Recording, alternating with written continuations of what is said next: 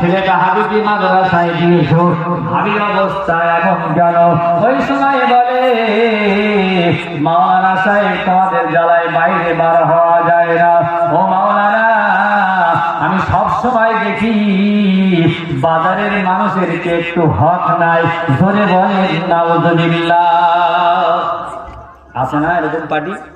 এই গ্রামে হয়তো নেই, যেহেতু শহরের দিকে যান ও লোকের হক আদায় করে বেড়াচ্ছে।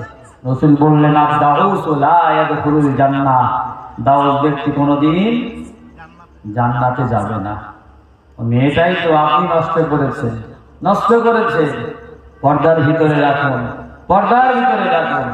স্বামী স্ত্রী চোখে চোখে কথা বললে চোখের গুনাহগুলো আল্লাহ সঙ্গে সঙ্গে মাফ করে দেন। বলেন সুবহানাল্লাহ। এক জায়গায় গল্প করলে স্বামী যদি স্ত্রীর একটা দাঁত দেখতে পায়, একটা উহুদ পাহাড় পরিমাণ নেকি আল্লাহ